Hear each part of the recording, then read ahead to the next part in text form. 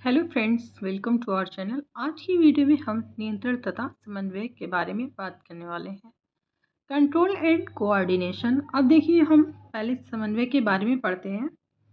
समन्वय की परिभाषा क्या होती है? जीवों में विभिन्न जीव प्रक्रम एक साथ होते रहते हैं। इन सभी के बीच तालमेल बनाए रखने की प्रक्रिया को समन्वय कहते हैं। अब देखिए, नियंत्रण देखते हैं। नियंत्रण की परिभाषा: समन्वय संबंध को स्थापित करने के लिए जो व्यवस्था होती है उसके लिए नियंत्रण की आवश्यकता होती है। अब देखिए, यहाँ पे है कि जंतुओं में यानी कि मनुष्यों में समन्वय। जंतुओं में नियंत्रण एवं समन्वय।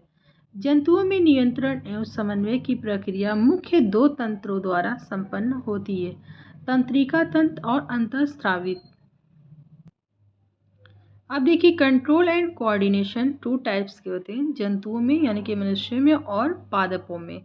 सबसे पहले हम जंतुओं में पढ़ेंगे यानी कि तंत्रिका तंत्र द्वारा। मनुष्यों में नियंत्रण और समन्वय तंत्रिका तंत्र यानी कि नर्वस सिस्टम और हार्मोनल प्रणाली के माध्यम से होता है, जिसे अंतःस्रावी प्रणाली यानी कि एंडोक्राइन सिस्टम कहा जाता है। हमारे शरीर की 5 इंद्रियों आँख, कान, नाक, जीभ और त्वचा को रिसेप्टर्स कहते हैं। इसमें हम इन सभी नियंत्रणों के बारे में अध्ययन करेंगे। अब देखिए, मनुष्यों में नियंत्रण और समन्वय तंत्रिका तंत्र और हार्मोनल प्रणाली के माध्यम से होता है, जिसे अंतःस्रावी प्रणाली यानी कि एंडोक्राइन सिस्टम कहा जाता है।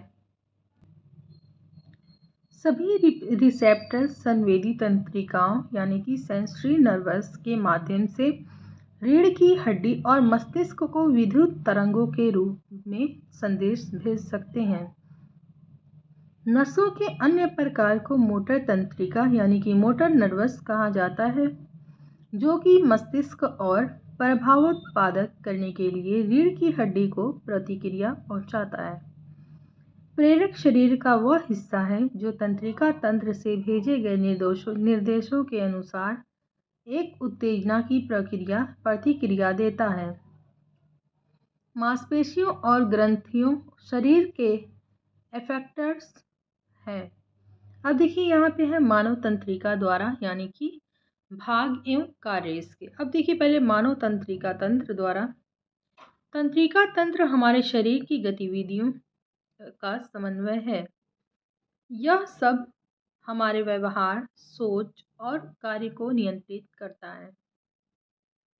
ऐसा केवल तंत्रिका तंत्र के माध्यम से होता है, जिससे हमारे शरीर की अन्य सभी प्रणालियां कार्य करती हैं। यह एक आंतरिक प्रणाली है से दूसरे को जानकारी भेजती है। उदाहरण के लिए देखिए कि जब भी हम अपने मुंह में खाने को रखते हैं, तब इसी वजह से लार ग्रंथियों के द्वारा लार का निर्माण होता है, और जब खाना गर्म हो तो इससे लार का स्राव बहुत ही अधिक मात्रा में होता है। अब देखिए, अग्र मस्तिष्क का काम क्या है? कार्य: सोचना, सूंघना, देखना और सुनना। अब देखिए, मध्य मस्तिष्क अनैच्छिक क्रियाओं का नियंत्रण।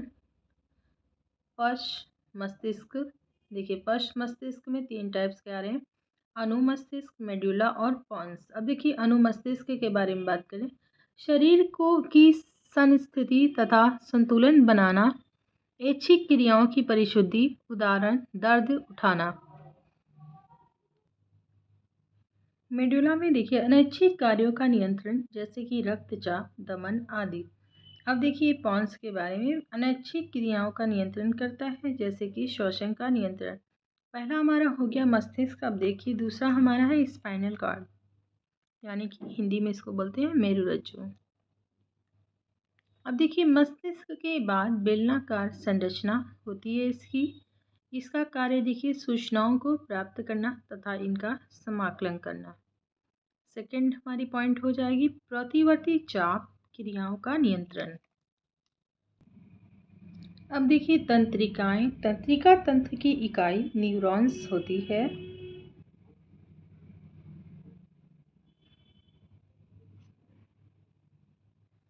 कोशिकाएं जो कि तंत्रिका तंत्र को बनाती हैं, उनको न्यूरॉन्स कहते हैं।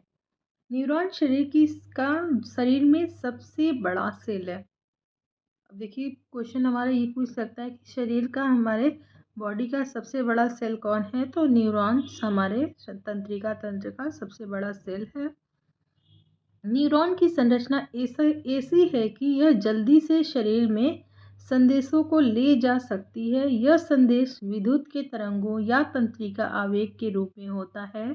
अब देखिए न्यूरॉन्स के 3 घटक भी होते हैं, ठीक है। सेल बॉडी, डेंड्राइट्स और एक्सॉन। देखिए एक न्यूरॉन की सेल बॉडी यानी कि कोशिका शरीर में कोशिका द्रव्य और न्यूक्लियस शामिल होते हैं। इसमें कई लंबे और पतले फाइबर न्यूरॉन की सेल बॉडी से बाहर की तरफ आते हैं। छोटे फाइबर को डेंड्राइट और लंबे फाइबर को एक्सॉन कहते हैं। देखिए यहाँ पे आपको पता चल गया ना, डेंड्राइट और एक्सॉन किसको कहते हैं, आप नोट कर लीजिएगा। छोटे फाइबर को डेंड्राइट और लंबे फाइबर को एक्सॉन कहते हैं। एक्सॉन इंसुलेटिंग और सुरक्षात्मक शीट जिसे माइलिन कहा जाता है। ये भी क्वेश्चन बहुत ज़्यादा पूछता है कि माइलिन किसको कहते हैं। तो देखिए एक्सॉन इंसुलेटिंग और सुरक्षात्मक शीट जिसे माइलिन कहा जाता है के साथ कवर होती है। यह वसा और प्रोटीन से बनता है। तंत्रिका तंत्र के माध्यम से प्रसारित संदेश विद्युत तरंगों के रूप में होता है, जिसे तरंग आवेग आवेग कहते हैं। डेंड्राइट तंत्रिका आवेग या संदेश रिसेप्टर से प्राप्त करते हैं और उन्हें सेल बॉडी और एक्सॉन को भेजते हैं। एक्सॉन इन आवेगों को एक जंक्शन या जिन्हें साइनेप्स अंतर्ग्रथन कहते हैं के माध्यम से दूसरे न्यूरॉन को भेजते हैं। यह न्यूरॉन्स 3 प्रकार के होते हैं, सेंसरी न्यूरॉन्स, मोटर न्यूरॉन्स और रिले न्यूरॉन्स। अब देखिए यहाँ पे इकाई न्यूरॉन्स के इतने टाइप्स होते हैं, केंद्रक, द्रुमिक कोशिकाएं, तंत्रिका का अंतिम सिरा। ये हमारा तंत्रिका तंत्र का डायग्राम है। देखिए ये हमारा जो तंत्रिका तंत्र के बीच में होता है ना, ये केंद्रक होता है और ये जो किनारे के पार्ट से पाए जाते हैं ये द्रुमिक होते हैं। और देखिए जो ऐसे डॉट डॉट करके है ये कोशिकाएं है इसका, ठीक है, ये वाला पार्ट। और ये जो है चोटी के आकार का है, डीएनए जैसा, तो ये तंत्रिकाक्ष है। अब यहाँ पे देखिए इसके टेल पे तंत्र का ये अंतिम सिरा है। अब ये देखिए द्रुमिका क्या होता है। कोशिकाएं से निकलने वाली धागों जैसी संरचनाएं, देखिए यहाँ पे है ना धागे जैसी संरचना, सॉरी यहाँ पे देखिए ये धागे जैसी संरचना है ना, तो इसी को द्रुमिका कहते हैं, ठीक है। अब देखिए कोशिकाएं किसे कहते हैं, प्राप्त की गई सूचना विद्युत आवेशों के रूप में चलती है। देखिए अब यहाँ पे हम डायग्राम से पता लगाएंगे, जैसे चल रही है ना ये इस प्रकार से, तो ये कोशिकाएं ये संदेशों को भेजती है, ठीक है। अब देखिए तंत्रिकाक्ष यानी कि एक्सॉन जिसको बोलते हैं, यह सूचना को विद्युत आवेग को कोशिकाएं से दूसरी न्यूरॉन को द्रुमिका तक पहुंचाता है। अब देखिए अंतर्गथन सिनेप्स, यह तंत्रिका के अंतिम सिरे एवं अगली तंत्रिका कोशिका के द्रुमिका के मध्य स्थान है। यहाँ विद्युत आवेग को रासायनिक संकेतों में बदला जाता है जिससे यह आगे संचारित हो सके। ये हमने जंतुओं के बारे में यानी कि मनुष्य के बारे में अध्ययन किया था। अब देखिए को कंट्रोल एंड कोऑर्डिनेशन अब पादपों में यानी कि प्लांट में हार्मोन द्वारा रासायनिक समन्वय होता है। अब इसके बारे में हम डीपली अध्ययन करेंगे। अब देखिए पादपों में पहला तो हमारा है पादप हार्मोन द्वारा और दूसरा है गति द्वारा। अब देखिए पादप हार्मोन द्वारा पौधों की लंबाई में वृद्धि होती है। ये बहुत ही शॉर्टकट है और बहुत ही आसानी से ये समझ में आ जाता है। अब देखिए जिब्रेलिन के द्वारा क्या होता है, पौधों में वृद्धि होती है। अब देखिए या तने की वृद्धि में सहायक होते हैं। अब देखिए साइटोकाइनिन कोशिका विभाजन, एब्सिस अम्ल यानी कि वृद्धि अवरोधक होते हैं। अब देखिए गति द्वारा कैसे वृद्धि से मुक्ति होती है, जैसे छुई में पौधों में गति। अब देखिए सेकंड हमारा वृद्धि से मुक्त गति अनुवर्तन, ये क्या करता है, प्रकाश का अनुवर्तन करता है यानी कि तने का प्रकाश की वृद्धि की और वृद्धि, तने का प्रकाश की ओर वृद्धि। अब देखिए गुरुत्वानुवर्तन जड़ों का नीचे की ओर वृद्धि, ठीक है। अब है रासायनिक अनुवर्तन, प्रागनली की अंडाशय की तरफ वृद्धि या गति। अब देखिए जलानुवर्तन यानी कि पानी की तरफ जड़ों की गति। आप इसको देख सकते हो, ऐसे मैं दिखा दे रही हूँ। इस प्रकार से आप बना के लर्न करोगे तो बहुत ही अच्छे से आपको लर्न हो जाएगा और समझ में भी आ जाएगा। ये शॉर्टकट तरीका है इसको समझने का। इस तरह से आप भी राइट कर लोगे। अब देखिए पादप हार्मोन, ये वो रासायनिक हैं जो पौधों की वृद्धि, विकास व अनुक्रिया का समन्वय करते हैं। पिछली वीडियोस में मैंने पादप हार्मोन के बारे में बहुत ही डिटेल से पढ़ाया है, आप वहाँ पे जाके देख सकते हो मेरी वीडियोस को। अब देखिए दोस्तों, एक शब्द आता है होम्योस्टैटिस यानी कि समस्थैतिकी। ये बहुत ही इंपॉर्टेंट है, जो कि मैंने यहाँ बीच में राइट किया है, तो मैं बता दे रही हूँ कि देखिए बहुत सारे एग्जामों में ये क्वेश्चन पूछता है कि समस्थैतिकी को परिभाषित कीजिए। खासतौर से डीएलएड या बीटीसी अरे सॉरी बीएड में ये सारे क्वेश्चन पूछते हैं। अब देखिए होम्योस्टैटिस शब्द ग्रीक होमो से निकला है, जिसका अर्थ है समान, और स्टैटिस जिसका अर्थ है स्थिरता। जीवों में बाह्य व भीतरी वातावरण के बीच संतुलन को बनाए रखने की क्रिया यानी क्षमता को नियंत्रण या होम्योस्टैटिस तथा सामान्य स्थिति बनाए रखने की प्रतिक्रिया को समन्वय कहा जाता है।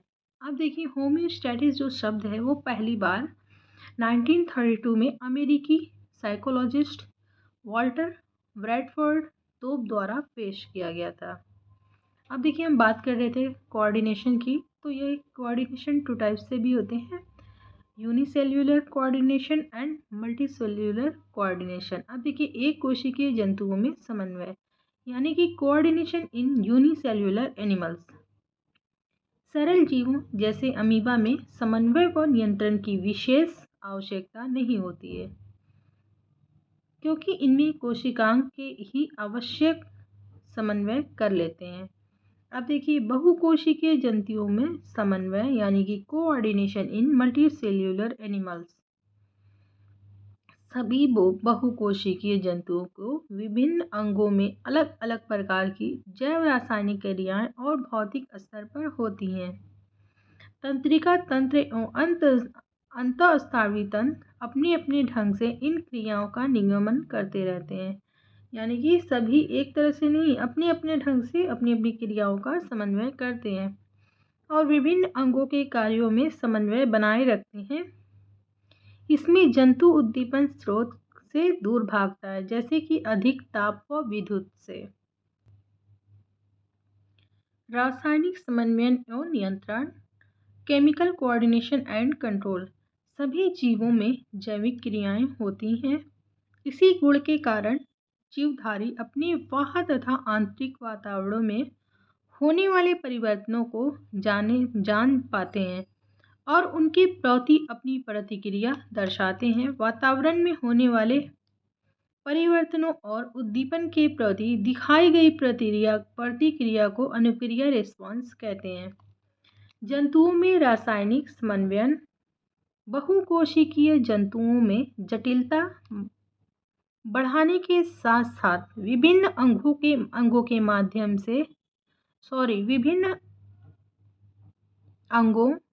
के मध्य समन्वय एवं नियंत्रण किया जाता है। तंत्रिका तंत्र शरीर के सभी अंग के मध्य समन्वय बनाए रखता है, यानी कि जितने भी शरीर के हमारे अंग हैं उनके बीच क्या करता है, ये समन्वय बनाए रखता है। यह शीघ्र गति से होने वाली क्रिया होती है। पौधों में रासायनिक समन्वयन। सभी जीवों में पादप व जंतु जैविक क्रियाओं का नियंत्रण व समन्वयन पाया जाता है। जंतुओं में इसके लिए संवेदी अंग व तंत्रिका तंत्र होता है, किंतु पादपों में न तो तंत्रिका तंत्र होता है और न ही विशेष संवेदी अंग। इसके पश्चात भी पादपों में उद्दीपन के प्रति अनुक्रिया देखी जा सकती है, जैसे कि सूरजमुखी के पौधे के फूल सूर्य के साथ साथ घूमते जाते हैं। अगर हम छुई मुई के पौधों की पत्तियों को धीरे से भी छू दें तो वो मुड़ना शुरू कर देती हैं। जितना भी कोऑर्डिनेशन का इम्पोर्टेंट था मैंने सारा आपको इस वीडियोज़ में बता दिया है। तो वीडियो पसंद आई तो प्लीज़ मेरे चैनल को सब्सक्राइब ज़रूर करिएगा और मेरी वीडियोस को लाइक एंड शेयर ज़रूर करें।